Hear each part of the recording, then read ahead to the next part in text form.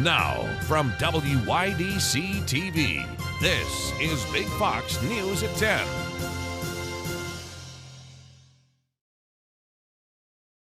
Good evening, I'm Anna Manuel. State police held a news conference confirming that bomb-making materials and chemicals were found inside the home of Michael Hilliard in Horseheads. The warranted search shut down the immediate area earlier this week. Suspect Hilliard appeared in court yesterday, but no plea was entered for the charges of criminal possession of a weapon. The investigation continues as police are gathering more information on Hilliard's background, possible motive, and how he obtained these dangerous chemicals, they say. Chemung County DA says additional charges are pending. We are less than a week away now from Thanksgiving. People are preparing to travel and, of course, shop for their dinners. Our Sonia Ellison talked to some people today to find out about their upcoming holiday plans. Things are very expensive at the store. Though turkey hasn't skyrocketed like the price of most other groceries this year, locals are still feeling the strain of inflation in their Thanksgiving budgets. Oh, it's terrible, especially when you're on a fixed income. Most shoppers we spoke with said they're saving by sticking to the necessities and cutting back on extra items this year. We've cut back on eating out. That's about the best we've done. Prices just skyrocketed at every place you want to eat. Many others are downsizing their annual list. Don't buy a lot. Don't get a lot. Buy a lot of stuff. I went to Wegmans this morning, spent $80, and I got two little bags for $80. Things are really expensive.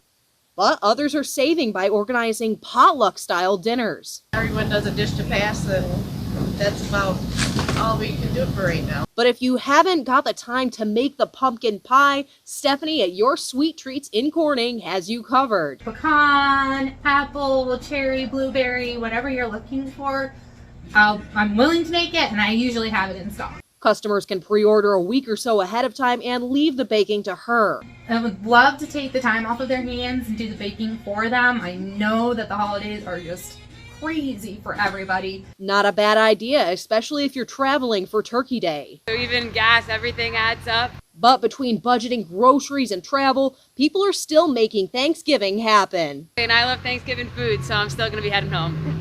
Despite the rising cost of almost everything, people still advise to try your best to enjoy the holiday and not stress too much. It should be about the time and people you're spending your holidays with. I guess make the most of the time that you are with your family since we got to be paying these prices. Sonia Ellison, Big Fox News, Corning, Horseheads, and Elmira.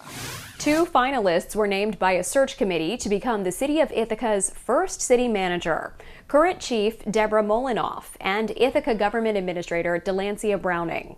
The search committee will make its final recommendation to the council on December 6th, and the finalist is anticipated to begin their new role on January 1st. 3 new firefighters graduated from the State Fire Academy Recruit Firefighter Training Program. A swearing-in ceremony was held today at Elmira Fire Headquarters to recognize the graduates. The firefighters were hired in June and have completed more than 20 weeks of basic fire and EMT training at the State Fire Academy in Montour Falls. Elmira City Manager Michael Collins proposed the 2024 budget at a council meeting this week. Collins proposes a 2% property tax increase, appropriating $1.9 million of the general fund balance to offset budget spending. Collins' goal for Elmira's 2024 budget to accomplish several more capital projects with grant funding aid, fill all vacant positions in city departments, and maintain or improve bond ratings. Turning to national news now, and new polls show just how challenging 2024 will be for President Biden. His approval numbers are down again. And the Republicans who are squaring off against former President Donald Trump are facing challenges of their own. Doug Luzader has more from Washington. Well, these new numbers confirm some of the trends we've seen in earlier polls, with the economy still a top concern for voters. President Biden in California for the big Asian Pacific Economic Forum, no doubt hoping that this turn on the world stage will help turn around what are some lackluster numbers here at home. To the possibilities of all we can do together. Hear, hear. Biden's approval stands now at just 40% among registered voters, continuing a downward trend.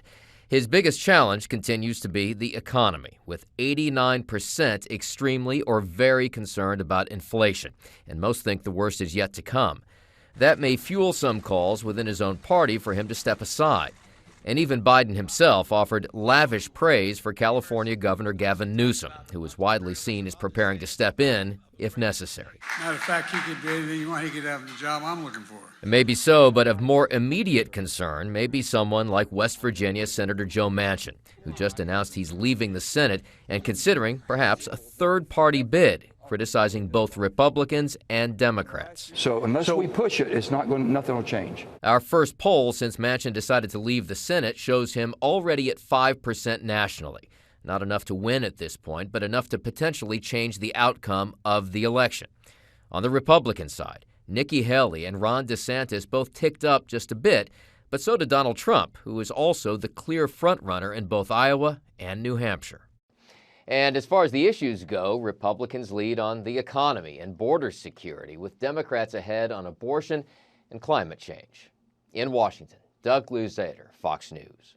The new CDC director has a message about RSV, COVID, and the flu as people start gathering for the holidays. Matt Finn has more from Los Angeles. There's a lot we can do to protect ourselves going into the Thanksgiving holiday next week. Millions of Americans are getting ready to gather with family members for the holidays, creating the perfect opportunity for germs to spread. And now the CDC is making a big new push for people to get updated vaccines for COVID, flu, and RSV. Right now, the numbers are not anywhere near where officials want them to be. Just 7% of Americans say they've gotten a COVID shot within the last month. RSV vaccines are on a similar trajectory, but officials say it's due to manufacturing and distribution issues, meaning a lot of people who want the shot simply aren't able to find it. So now's a good time to get the updated vaccine. I know parents are frustrated. I'm frustrated by that. We've been working with the manufacturers. Of the three viruses, RSV is causing the most concern at the moment. The number of new cases shot up from 2,000 per week to almost 7,000 in just the past month. And with vaccines in short supply, a growing number of cities and counties are re-implementing mitigation protocols, including Snohomish County, just north of Seattle, where masking in medical facilities will be once again mandatory. It's for not just patient safety, but also healthcare worker safety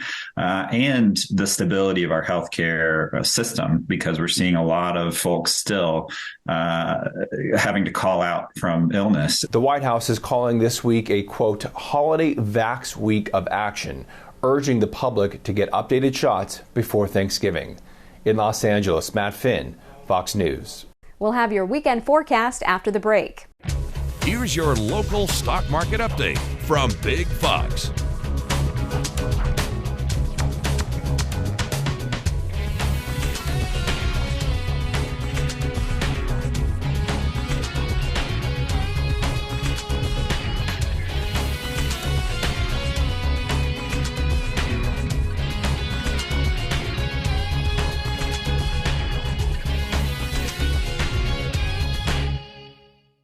Now, your Twin Tiers forecast from Big Fox.